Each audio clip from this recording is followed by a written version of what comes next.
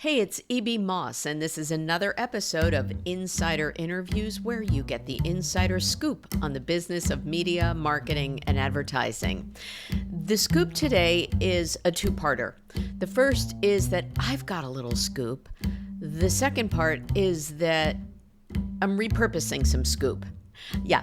I interviewed Rishad Tobaccowala back in April of 2025, and this interview really holds up because it was all about his book called Rethinking Work. He is the former chief strategist for Publicis. So if you've been in media and advertising for a second, you know Rishad Tobaccowala. He recently did an interview about this book in Fortune magazine, so I thought, well, let me repurpose the interview I did with him because I think it's fabulous. Now, back to part one of my scoop is that speaking of rethinking work, I got a little inspired by Rishad, and I joined Nielsen as a senior writer on their global brand marketing team. Now, what Rishad talks about is that more and more people are just going to be working from anywhere. And when I had the opportunity to take a little time off to go celebrate my niece's wedding in the UK, the amazing corporate culture, something he also promotes, is that I wasn't allowed to work from anywhere. Yeah, my boss said, no, you're going on a wonderful family vacation. Please don't check in with work. How amazing is that? So Rishad talks all about the need for companies to rethink corporate culture, and I'd like to praise where I'm working now for being a good one. Now, recently, Rishad also interviewed a former Insider Interview guest of mine, my friend Lou Pascalis. I'm going to link to the show notes because if you are rethinking work yourself, you're going to love the interview that Lou and Rishad did recently. A lot of great career advice and insights from two great minds in our business. But in the meantime, here's a new-ish repeat episode of Rishad Tobaccowala on Rethinking Work. Thanks for listening and watching. You know, some people start their day with coffee. Rishad Tobaccowala starts by challenging the premise of everything that we think about when it comes to work. So this episode with Rishad is going to be like, I think, a triple espresso for me. Hello, Rishad. Thanks for joining. Well, thank you, EB, for inviting me, and hopefully it will be a triple espresso. I actually, before I start rethinking everything, every morning when I wake up, I have 2 doppios. So think of those as 4 espressos. You know, I have to say that I walk into my Starbucks and they know that they fire up the quad espresso on ice with an extra float of iced coffee on top and a splash of oat milk. There we are. So those are our drugs of choice. So I basically talk about coffee takeoffs. That's what the morning begins with. And I have 2 beers in the evening for alcoholic landing. There we go. I love it. Well, I'm going to take a second to talk about who you are, what you are, and why we're here. This is Insider Interviews, where you get the insider scoop on the business of media marketing and advertising. And this is episode 37 with Rishad Tobaccowala. He is a big name in advertising and marketing. Business Week calls him a top business leader, and Time Magazine has featured him as one of the 5 marketing innovators of choice. And he spent about 37 years and counting at Publicis Group. And he remains there after serving as chief strategist and chairman of Digitas and Razorfish. He remains there as a senior advisor. Now, I am a little bit nervous, not just because he's one of a few hundred people in the Advertising Hall of Fame, but because he also has an advanced degree in mathematics. And Rishad, I failed math in high school and college, or I would have been a psychologist. So now I'm really nervous. Hello. Hello. And I hated math. I wanted to be a writer. Really? And my parents basically said, you will write when you have something to say. but in the meanwhile, learn how to think. And math will teach you how to learn how to think. And so I Wow. went from basically hating it to Yeah. actually doing a degree in advanced mathematics. But Yes. I'm And glad that you did find something to write yes, because a couple of things, and that's what we want to talk about to start with, and then we'll get sure. into all of your insights about how to corral the future. Um, but you are the author of another new book. Mine is well loved. It's called Rethinking Work. But you started also with another favorite called Restoring the Soul of Business, which is about staying human in the age of data. So let's talk about why you wrote both books. So the first one, Restoring the Soul, and then why Rethinking Work is maybe the next chapter. Sure. So both these books were written when I began to sense that the given thinking on a topic was not completely right. I wouldn't say it was completely wrong, but was not completely right. And the given thinking in 2018 when I wrote my book was that the thing that was going to matter more than anything else was going to be data. Mm. And that we were living in a world driven by math. And as someone who both A, understood math, since I have an advanced degree in it, and as someone who was involved in acquiring companies like a Sapient and an Epsilon, Epsilon being particularly data driven, Mm-hmm. uh, I wasn't either anti math or anti data. But I basically believed that successful businesses combined the story and the spreadsheet. And we were focusing too much on the spreadsheet versus the story. Mm-hmm. And actually, the original title of the book was The Story and the Spreadsheet. But my book is published by HarperCollins, and HarperCollins has research teams that come up with different titles. And this was the title that did better. And I think it did better primarily because of the subtitle, which was Staying Human in the Age of Data. Yes. And the reality of it is that human beings select or choose with their hearts, and we use numbers to justify what we just did. And that if it was all data driven, then most marketers would not have a job because the machines could do their job better. And by its very nature, a brand is actually very little data. Almost everything is its storytelling. And I Mm-hmm. often basically say, you know, what is storytelling but data with a soul? Okay. And so it's how do you combine those two? So that was the premise for the book. And the entire book then is an idea of combining things in different ways. But along the way, it goes into discussions on not just the importance of combining story and spreadsheet, but how do you manage change? So people were trying to manage change in unusual ways. How do you make sure that you upgrade your mental operating system so that you can continue to learn? But what was fascinating about book one, which continues to sell very well 5 years later, was that the second chapter of the book and the last chapter of the book, these were the topics. I remember this book was written in 2019, came out in Jan of 2020. Right. COVID happened in March of 2020, Right. right? The second chapter of the book is how do you manage distributed workplaces?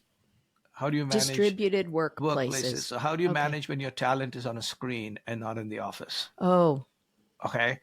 And this was before COVID, because it was right. obvious to me that modern technology had made the office increasingly irrelevant. And COVID just proved it. That's all it Mm. did. Okay. That the technology already was there, but we were pretending that we were using 2002 technology. And the last Wow. chapter of the book is about something called AI.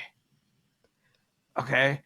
And to a great extent, A is why the reason the book continues to sell very well. And to many extent, people read it as Staying Human in the Age of AI. They don't even read it as Staying Human in the Age of Data. And it built the case for my second book. And my second book was people are thinking about work all wrong, just like they were thinking about data all wrong or not right completely. Yes. They were thinking about work all wrong. And it was that work is central to the human existence. that work is going to change more in the next 10 years, but people are fixating on things like returning to the office, which is a useless concept, completely useless. And my basic belief is the fact that major leaders are fixating on something so completely useless means I have to write a book.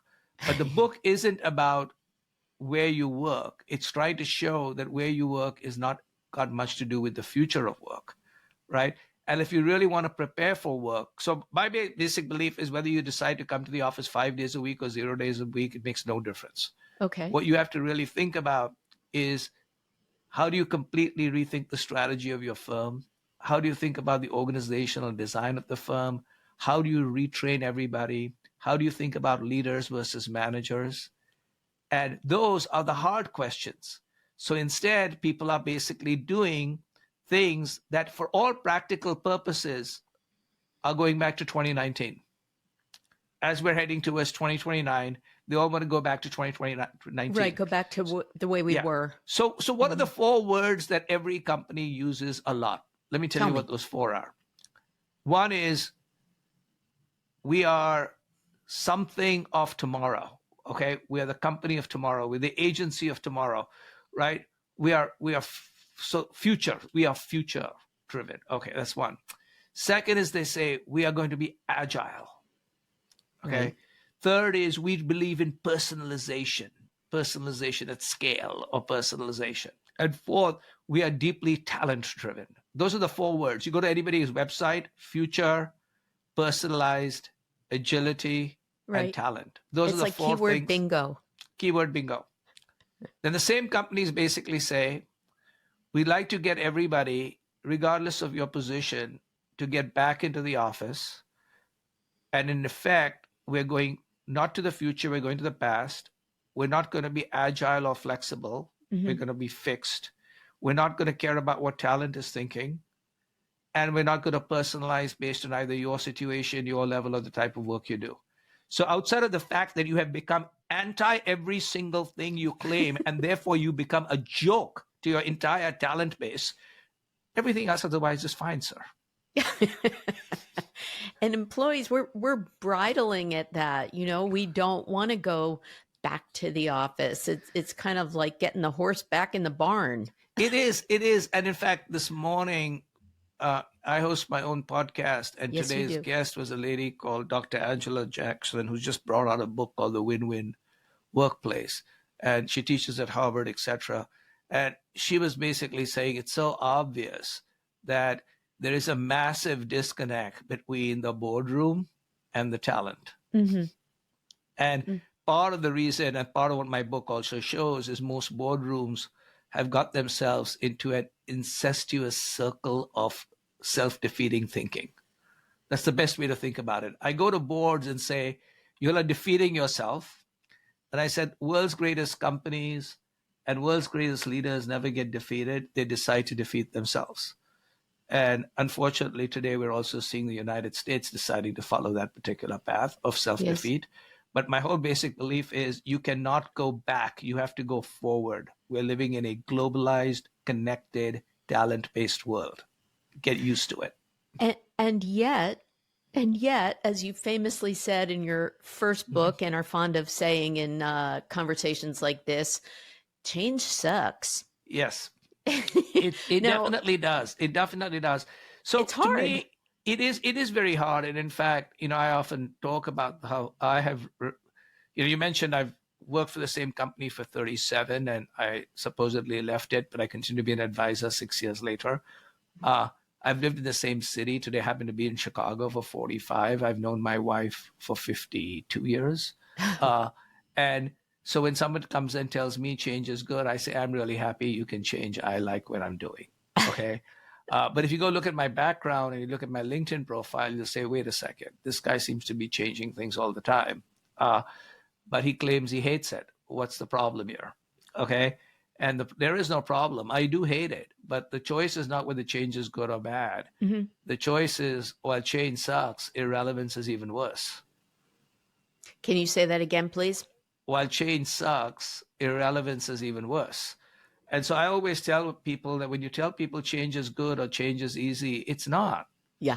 Okay. And the more senior you get, the more successful you get, the more established you get, the harder it is. It's like learning how to cycle when you're older and you Mhm. fall down, you graze your knee, and everybody makes fun of you and you hurt yourself. Why do you want to do that when you're a senior? Why do you Right. want your colleagues to think you don't know what you're doing? Why do you want to, you know, we go into this mindset, I really don't need to change. I'll do buzzword bingo and I hope to retire before this happens. Right. And my whole basic belief is it's too late to retire. Unless you are going to retire in 2024, the future is upon us. So, how do you help us face this change? What are some of the tools or tactics that you talk about in rethinking work that we should be embracing?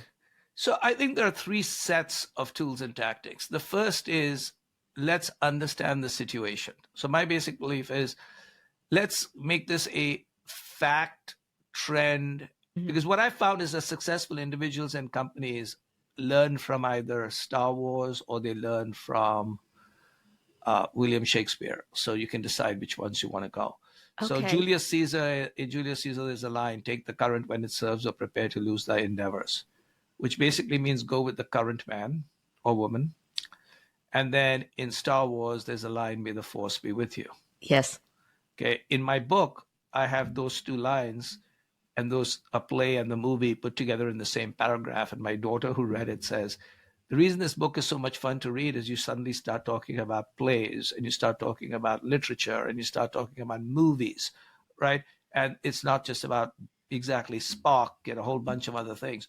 And so let's understand the trends. Let's understand where the data is. So Yeah. at least you want to align with the trend. Or if you decide not to align with the trend, be ready to get blown away. And so the first five chapters of my book really explains what those five trends are, just with facts and with data, right?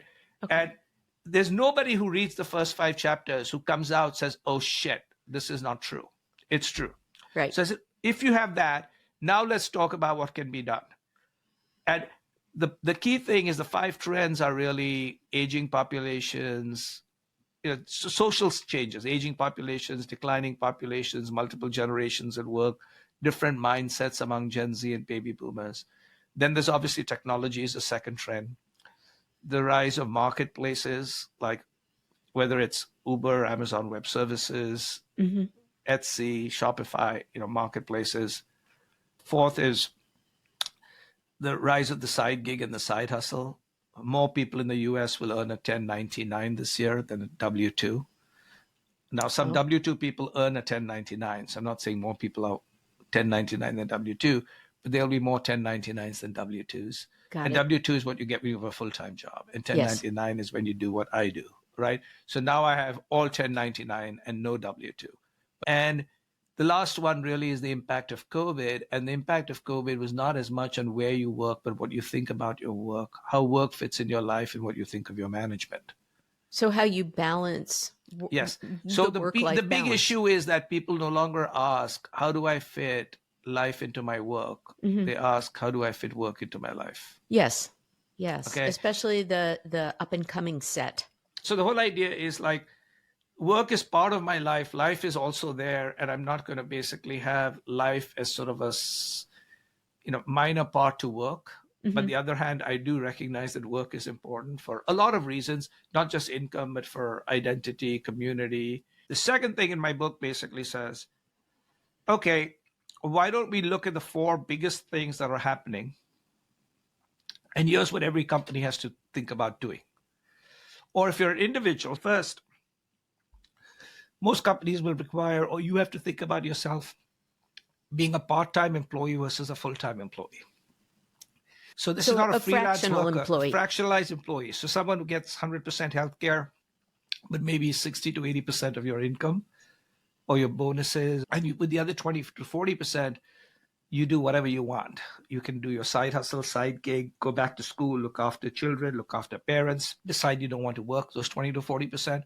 Now, different people will have different things. Some people will Hmm. say we have to work 100%. Other people will say we prefer 60 or 80%. But because of things like AI, which is my second concept, a lot of people will not be allowed to work full time. They won't need to work full time. Oh, Most companies are going to basically say, I don't need 100% of you. I now only need 80% of you. But instead of laying off 20% of someone's company, why don't you give everybody the chance of basically working 20% less? In fact, when you ask people, would you like to work 20% less or 40% less? So some people will say, I have to work 100% to pay my bills. Other people will say, you know what, I would like to work 40% less. So you could actually end up in a company without doing any severance or any layoffs, reducing your headcount by 20% without laying anybody off. I don't see why companies aren't doing that. The only thing you have to do is you got to figure out how the model is, and you got to basically make sure you give 100% healthcare to people. But if that happens, and there's nothing in the law that says you can't do that, but that I think is going to be a lot of the future of work. So that's where I talk about being a company of one, learning how to basically hone a skill, building a reputation, and building collaborative. Because I've always told people, when you get the little call where your boss wants to see you and HR steps in at the same time, Ruh-roh. it's too late to update your LinkedIn. Yeah. Okay. So what I basically tell people is I said, hey, listen, I was successful at Publicis because for the last 20 years I was at Publicis, and I've never left Publicis. Nobody ever gave me a job. I never looked for a job outside, right? And it's true, nobody ever gave me a job, which is quite shocking, but nobody did. I set everything up that if I got a call from Maurice Levy and said, okay, Rishad, you're done, right? I would be ready to step into a new world immediately. Oh. Okay. And so what I was doing, I was running other things. So I was inside the company, I was speaking. I was speaking on behalf of the company outside. I was writing first a WordPress blog. So I started to experiment with writing, right? I got Publicis to help me, and they got me outside board seats. Yes. Which were where Publicis was involved in the company. So I was doing it for them, right? So I was building an advising, speaking, writing career while I was inside the company. I was building the credibility and the skill set. I wasn't being paid separately. In most cases, I was representing the company.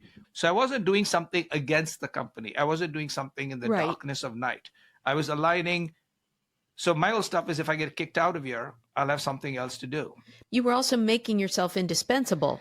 Yeah. But the other reason was, in any company, regardless how great it is, and the company I worked for was and is great, and I had great bosses, but there are always times when you're very senior, you don't have to be senior, there are always times where you kind of say, like, why am I working here? And these clients are stupid, my bosses are stupid, the talent is stupid, everything should be like stopped and I need to get off, right? What prevented me from doing that was the fact that I knew I could do that. Okay. And so my whole stuff is, I'll keep up with this nonsense, because if it gets really too bad, I can do my own thing. So when you know you have an exit, you spend much more time trying to solve a problem. Yeah. Because you don't have to run for an exit. Okay, if everything turns south, I do have an exit, but I don't have need to take it.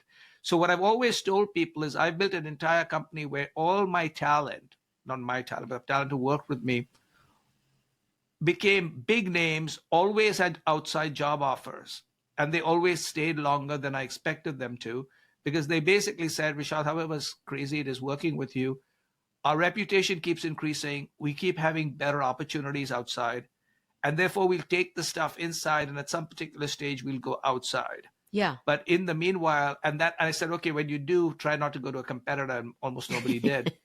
And it also allowed me to attract and retain further talent, because I said, see, if you come here and you work with me for 3, 5, or work in this company, not work with me, you will actually increase your external market value.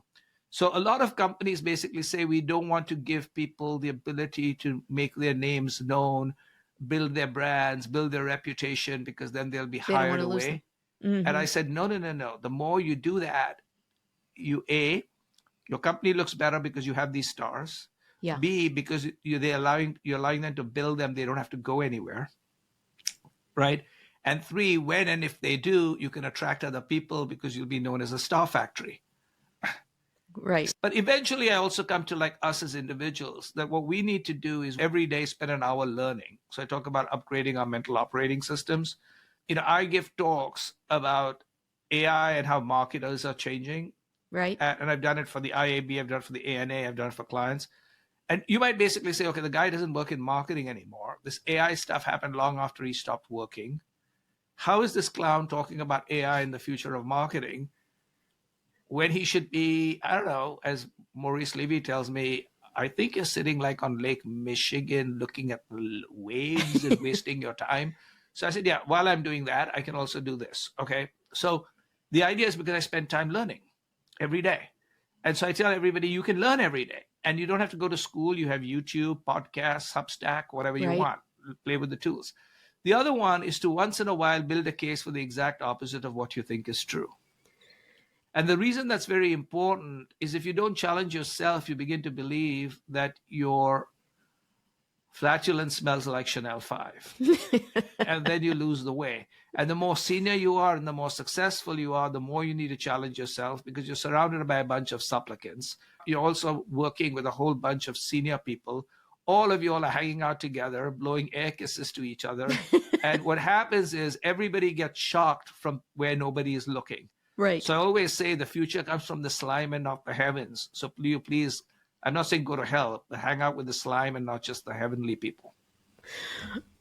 Oh my gosh. All right. So let me try to chunk some things out here, Rishad, because that's a lot.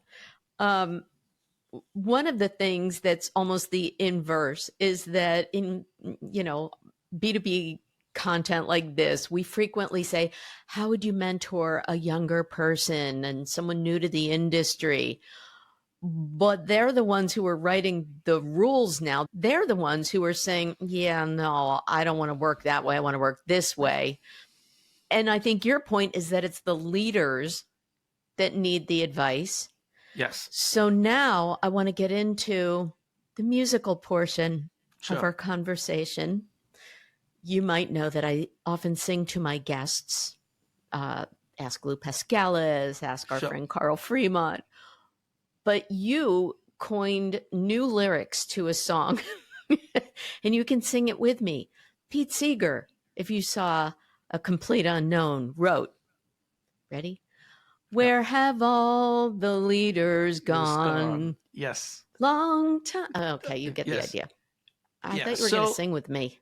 No, I'm not going to sing with you because then everybody will, you'll suddenly find that your listenership and viewership goes to zero when I start singing. So the thing that basically I would say is, in fact, so I write on Saturdays. I publish every Sunday.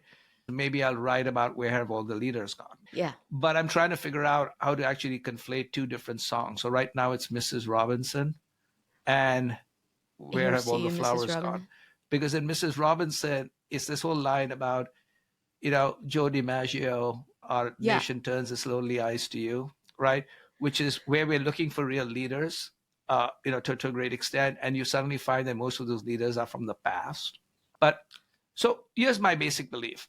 I think that we have a crisis in modern leadership, a massive crisis. And it's one of the things that, a gentleman called Drew Yanni and us are starting a project called the Athena Project. Yes. And the Athena Project is basically that modern leaders need to be wide spectrum and leaders have to think about influence, impact, and intelligence. And today what we have is managers and bosses in a world which requires leaders. Managers are fine. Wait, what's the difference? So there's a very big difference. So a manager, boss, and leader. So let me take boss versus leader, right? Okay. And a manager, if you're a manager, you have to have a little bit of a boss-like thing and you have to have a little bit of a leader thing. But by a boss is someone who works from a zone of control. And a boss spends most of their time measuring, evaluating, monitoring, and checking in. Okay, like your time card. Yeah. A leader works from a zone of influence. Oh. A leader basically thinks about how do they guide, mentor, make, sell, and build. A boss thinks they are the conductor of an orchestra where everybody plays their parts. A leader basically believes they are playing jazz and they're improvising. Continuing our musical theme. I love it. Right. So in effect, that's the difference. That's the difference between all right. And now the truth of the matter is everybody who's a world-class manager, if you think about it, should have a little bit of the boss-like, because you can't run a company without doing some evaluating, allocating, monitoring, and measuring. But most people today are spending 70-80% of their time doing that, and less than 20% of their doing the leader. And therefore, we have a crisis of leadership. And so I've always basically said one of the reasons people are not coming back to the office is they're not coming back to the bosses. Okay. Because they don't need to be monitored and measured and told what to do, because they were doing perfectly well without it. If, on the other hand, someone mentors them, guides them, leads them, builds them, okay, that's interesting. Okay. But also the question is whether you actually have to do that in a physical space called the office. That's a completely different thing too. But so in effect, we have a leadership crisis. And part of the leadership crisis, in addition to people not being leaders, but being bosses, is you see that today, and this is a generational challenge that we're going to have in a very deep, deep way. So today, how quickly so many senior people in large numbers of companies ran away from their belief in diversity, equity, and inclusion. Okay? And I use those words. I don't use DEI. Not DEI. Right? I just said you ran away from diversity, equity, and inclusion. And not only did you run away, you went to the other side, hardcore, masculine energy. That's where you went. Okay? So what does that indicate? So one, it indicates that you're a realist trying to maximize the market value of your company and be aligned with whatever the current administration is. Okay, sort of interesting. But what it also basically says is three other things. Maybe you never believed in what you said in the first place. Number two, you have a backbone made of jujubes and marshmallows. Okay, that's what you have. And three, you have completely lost the bottom two generations at work who have actually seen what you are for what you are. Yes. Right? You are nothing but a money-tropic analog person with the warmth of a toilet seat and an imagination that doesn't go beyond your elbows. Rishad, I love you so much right now. Okay. And so what my whole basic belief is, what you'll have just done is you'll have created the greatest act of self-defeat. And my whole basic belief is, have a sense of history. Yeah. And my sense of history is very clear.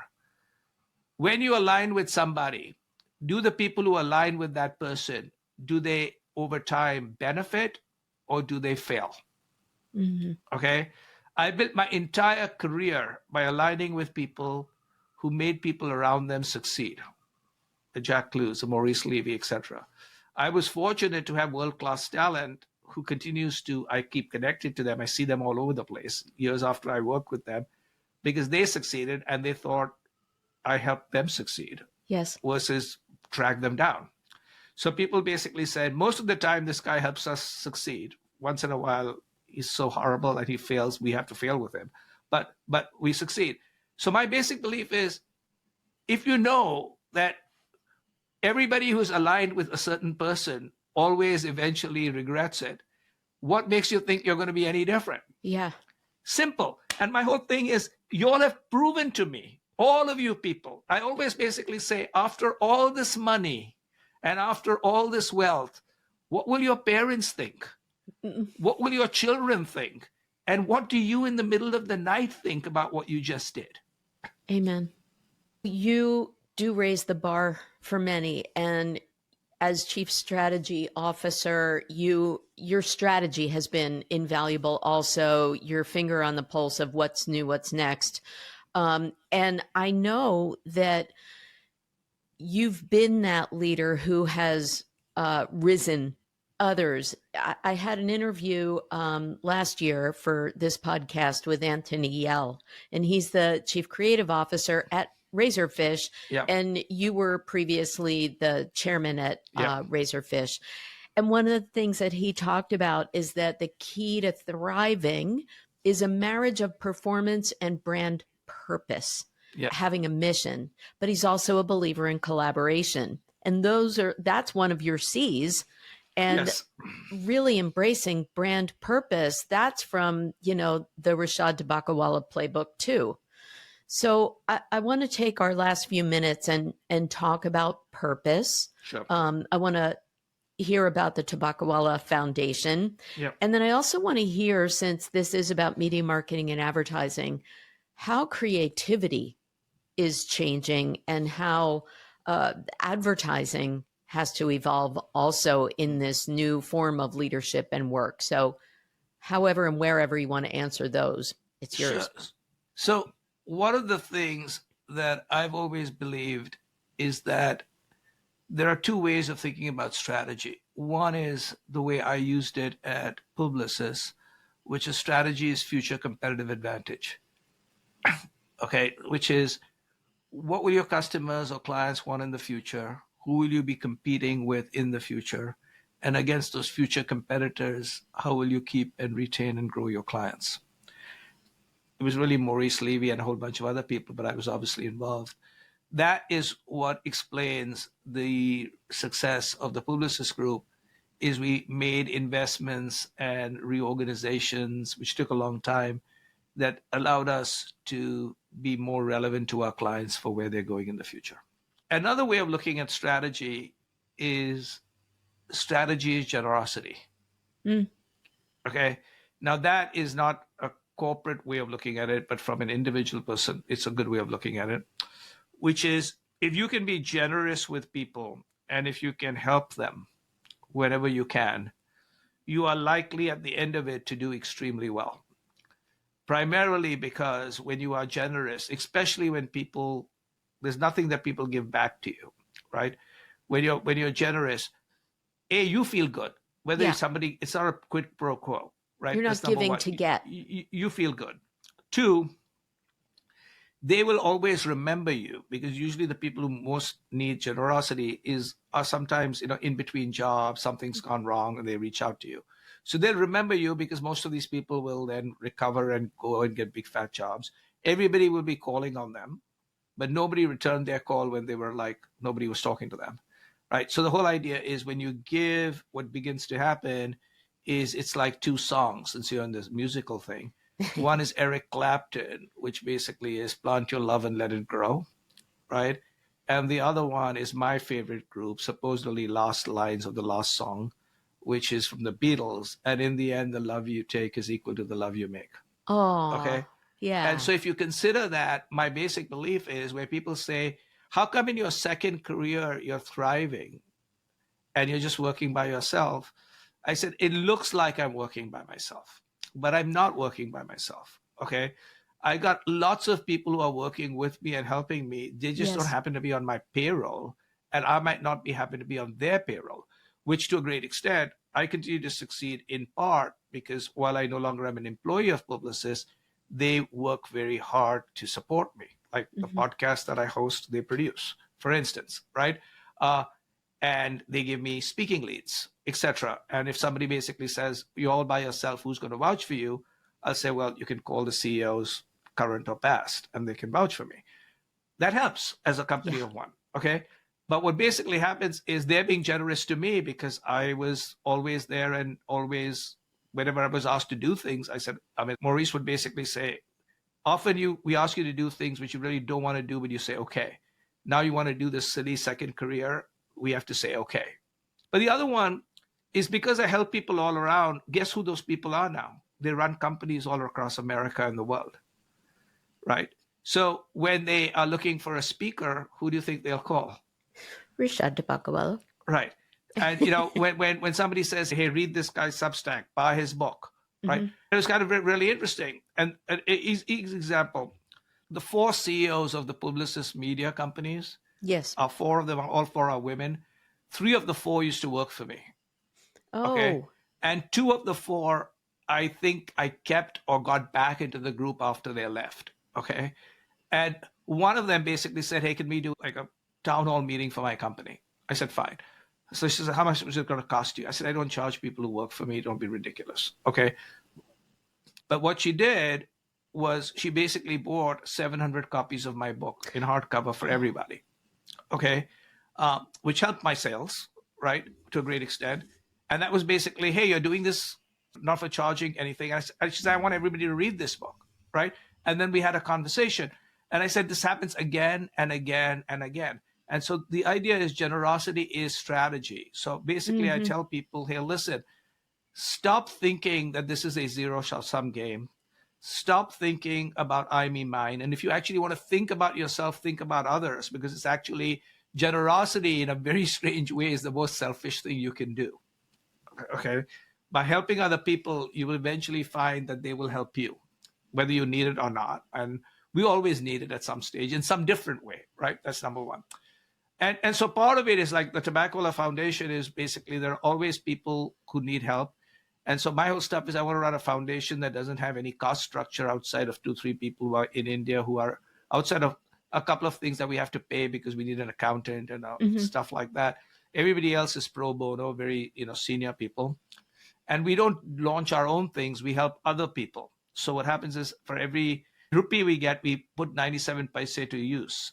Most charities, that number is 70. Yes. Yeah, we put 97. The reason is, A, we don't raise any money. The money is all from the foundation.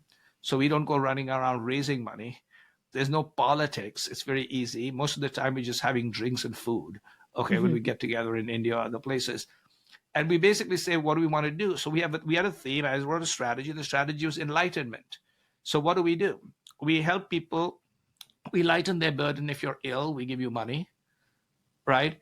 If you are turning blind, we help you to, give you new lenses and things like that. That's a form of enlightenment. We invest in education where people are having difficulty getting to a school. So we buy buses for them so they can get to school. So enlightenment is you can see better, you can get more educated, and we can lighten the burden of either that or old age. And then we said, we're only going to do it for these 7 or 8 organizations. They all have to be 100 miles from Bombay so we can go visit them and we know what's going on. And it was very, very simple. And it's just the way we run it. But it's basically giving back. And it was primarily because like my parents grew up poor and they eventually turned out to be very successful Indian way. This is before modern Indian way. Today's modern Indian way is billionaire. In those days, it wasn't that. They always said, we should never forget where we came from, which is them. Okay. And they would learn under streetlights. So that's why I thought illumination. Oh, okay. So you can basically sort of tell a story. And so in effect, I took a story to a data-driven thing. So we make investments which are highly data-driven, but there has to be a storyline that connects them, because otherwise, what are you doing?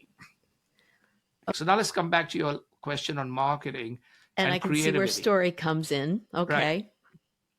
For all practical purposes, storytelling is data with a soul. Okay. And in many ways, everything about technology is about stories. So I believe technology helps stories. So for instance, what was the first technology we ever had was fire.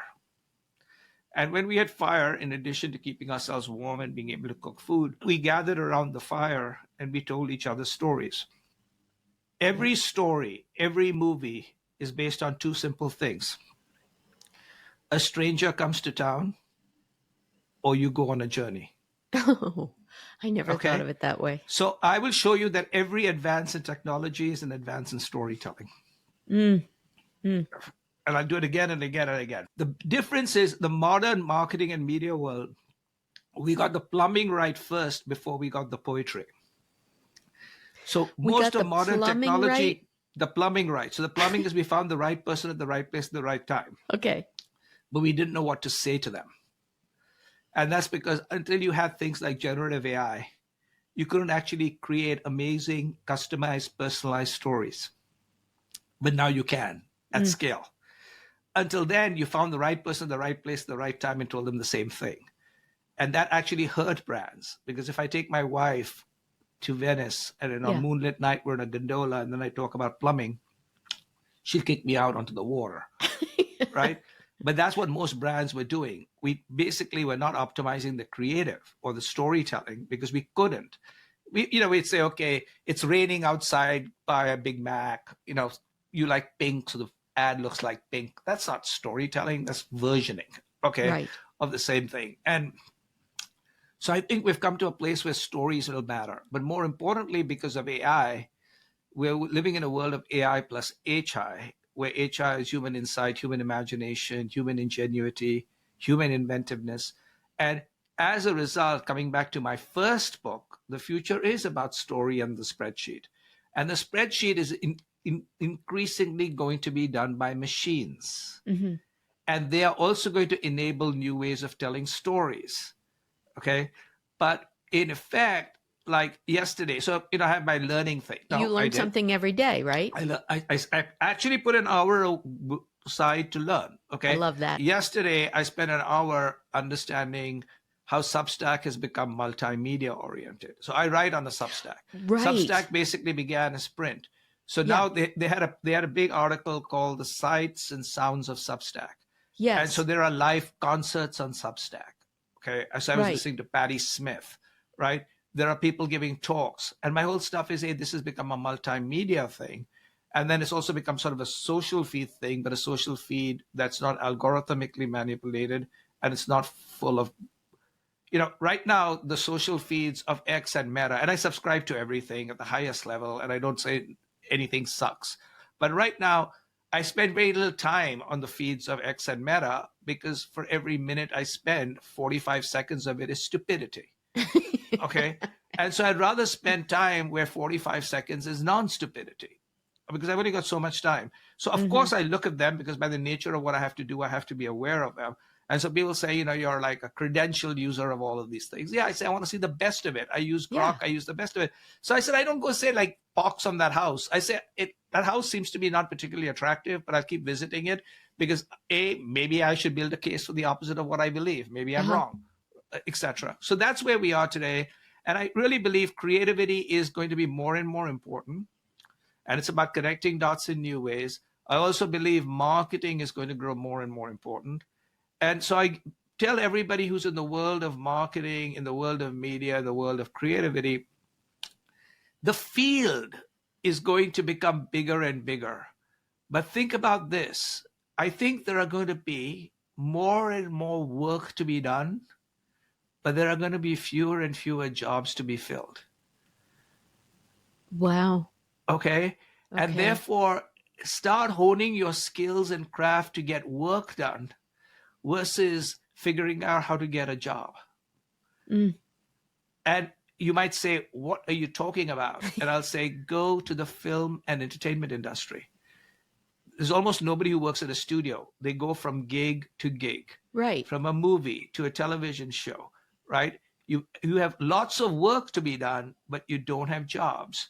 So similarly, like in the world of music in the old days, you would have to go where Mozart was, or you had a phonograph record, or you had a compact disc. Yeah. Today, a piece of music is in the cloud. You can listen to it in the way you want, so you don't have to listen to Sgt. Pepper's Hearts Club Band the way it was. You can listen to Day in a Life next to I Can't Get No Satisfaction. Right. So what are you doing?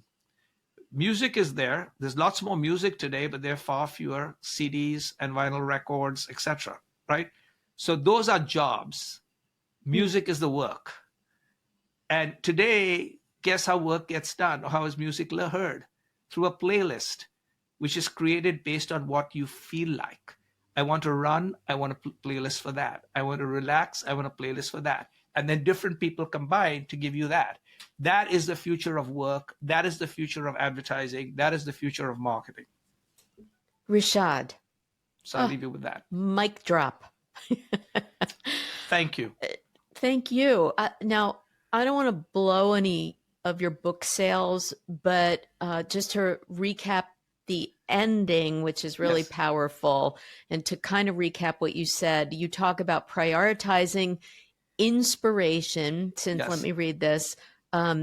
There's no tech that can inspire people to work more creatively and more productively. We're emotional beings. Yes. So we can't be treated like an algorithm. And you also encourage continuous learning, as you've illustrated. Ask him about beluga whales and Waffle Houses. That's learning too. And I think that this podcast episode has been something that I will play back over and over for my continuous learning and inspiration. So thank you so much for joining. Thank you for the opportunity. Absolutely. Thank you. My pleasure. And I will add a link to the book. And Rishad is also incredibly generous, and his Substack, which is called The Future Does Not Fit Into the Containers of the Past Yes. is available on Substack for free as a compilation of that. And his podcast is What Next? And that's available for free. So again, follow him. Thank listen. you very much. Thank you. Thank you, Rishad. You bet. So to wrap it up, just a little reminder that a good podcast doesn't have to be hard, but it ain't easy. I can help you launch yours, market yours, or host yours. And if you want to support this fabulous free content, you can find me at buymeacoffee.com/mossappeal, anywhere on social media, and reach out at mossappeal.com. And a big shout out to John Clayton for the theme music. But truly, thank you for listening, learning, and sharing insider interviews with me, E.B. Moss.